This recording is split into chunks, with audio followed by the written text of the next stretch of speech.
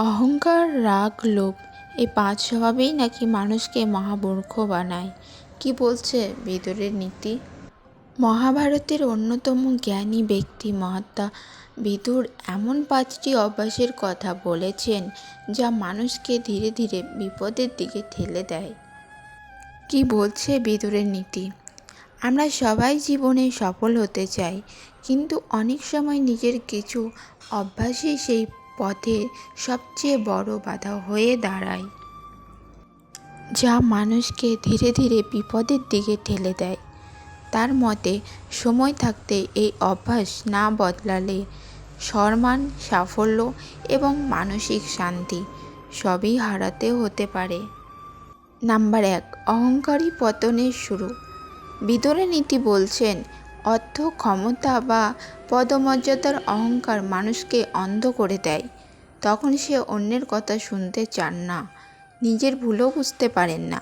মহাভারতে দুর্যোধনের পতনের অন্যতম কারণ ছিল এই অহংকার। নাম্বার ২, রাগের মাথায় সিদ্ধান্ত নয়। রাগ মানুষের বিচার বুদ্ধিকে নষ্ট করে দেয়। মুহূর্তের উত্তেজনার নেওয়া সিদ্ধান্তর পরে বড় ক্ষতির কারণ হতে পারে। তাই খুব রেগে গেলে আগে নিজেকে শান্ত করুন, তারপরে সিদ্ধান্ত নিন। নাম্বার ৩, অলস সাফল্যের সবচেয়ে বড় শত্রু। আজকের কাজ কাল করার অভ্যাস ধীরে ধীরে মানুষকে পিছিয়ে দেয়।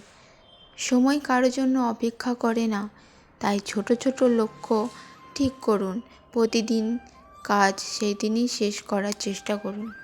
নাম্বার ৪, অন্যের সাফল্যের হিংসা করবেন না।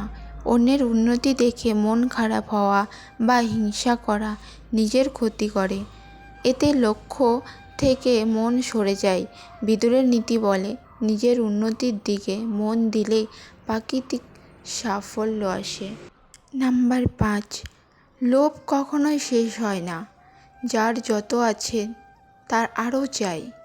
এই লোভে অনেক ভুল সিদ্ধান্তের কারণ হয়। বিদুরের মতে, পরিশ্রমের উপর ভরসা রাখুন, যা আছে তার মূল্য বুঝুন, তাতেই জীবন, শান্তি ও সম্মান বজায় থাকে। আর কি মনে রাখবেন? নিজের ভুল স্বীকার করতে শিখুন, বিনয়ী হয়ে থাকুন। রাগের সময় চুপ থাকা অনেক সময় সবচেয়ে বড় জ্ঞান। প্রতিদিন নতুন কিছু শেখার চেষ্টা করুন। অন্যের সাফল্য দেখে অনুপ্রাণিত হন, হিংসা নয়। লোভের বদলে পরিশ্রমের বিশ্বাস রাখুন। বিদুরের নীতি বলে, এই অভ্যাসগুলি মানুষকে সঠিক পথে এগিয়ে নিয়ে যায়।